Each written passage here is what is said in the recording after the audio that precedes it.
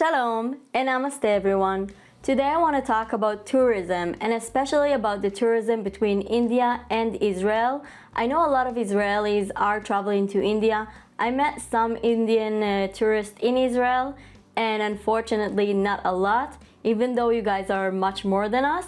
But I feel like there is a reason why we both travel into each other countries, because even though we are very different, we are similar in a lot of ways. So let's try to understand what makes Israelis and Indian people want to travel to each other countries. And if you guys are not from Israel or India, you can also save and watch this video to understand what the good things you can expect in those countries. Let's start with the obvious, which is spirituality. I'm not sure I even said that correctly. I'm sorry, bad English. You guys already know me.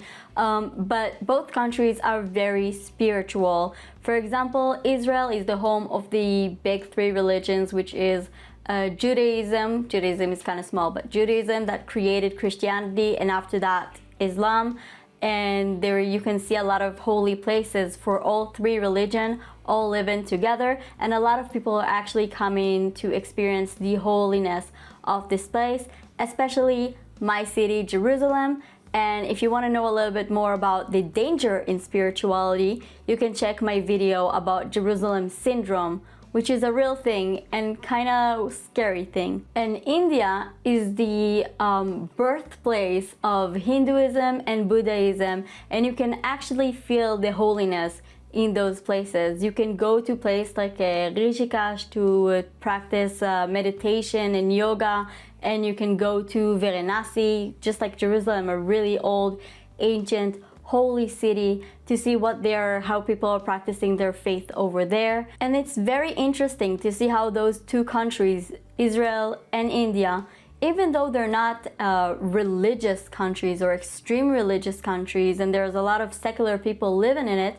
the religions are still very, very a part of everyday life. And it's actually really interesting to learn about different cultures, different religions, and to see how people practice their religion and their way of life, and how they live with those religions and with those way of lives. Now let's talk about nature, because not only nature is pretty impressive, but India and Israel are actually managing to preserve a lot of the nature and not destroying it like a lot of other countries that are much rather have progress and like building high tall buildings and skyrocket buildings and destroying animal places and destroying nature.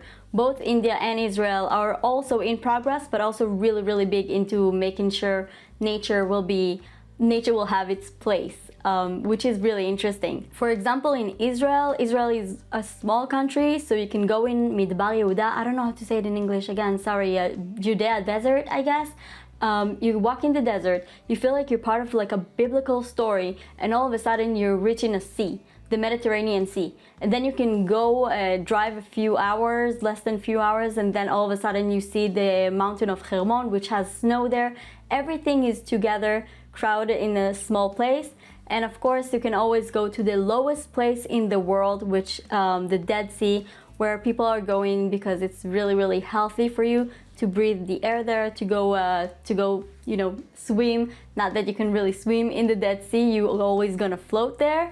And it's just like a really interesting experience there. Because India is a big place, you get to see a lot of different natures. You get to see the Himalaya in the north, like the snowing Himalaya mountains, and then you can go to the tropical beaches of Goa, and then you can go to the desert in Rajasthan, and then see the rainforest in the south. Like everything is so interesting and beautiful. And again, it's beautiful to see how they manage to preserve their nature over there.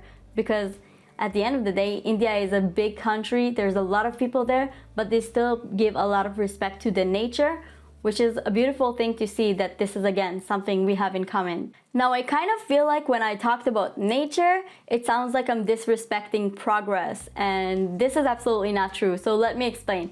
Israel and India are really big in technological progress. For example, Israel, known as a startup nation, there is the joke here that if you're an engineer, if you're a technician, if you're doing something with computers or apps and you cannot find a job, you will just create one.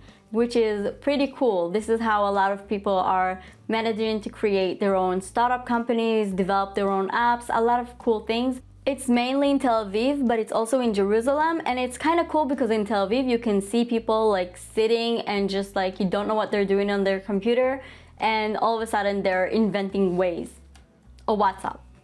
That's pretty awesome, don't you think? Now in India, there is Bangalore that is known as the Silicon Valley of India. However, let's be real, India is very developed in technology, but in modern day life for every single person, just like in Tel Aviv that you guys have apps on your phone that was developed in Tel Aviv, every time people are searching for a gadget online and want to hear like review or something, most people will rather watch a YouTube tutorial or explanation on the gadget if the person has an Indian accent. And I know it sounds a little crazy, but I checked it with a lot of people. At the end of the day, there is the, I don't know if to call it like a stigma about Indian people, that the people of India will not just say, this is the product I bought it by. Like for example, here's a mouse computer. They will not just say, this is a mouse computer, you use it and that's it. No, they will show you everything. They will talk about every single thing you see, all the good thing, all the bad thing. Like they will give you a really depth into the gadget, which is really interesting. And this is why slowly India is becoming the also like very advanced technologically, not just because the companies, because how the people present themselves online also. And slowly those people, the 17-year-old, 20-year-old people that are having their YouTube videos and explaining about gadgets, slowly they're a part of those companies and they're managing to develop it much more. This is why, by the way, I believe that in a few years India will be so developed like technologically more than a lot of countries, and people will act like they don't really know what happened.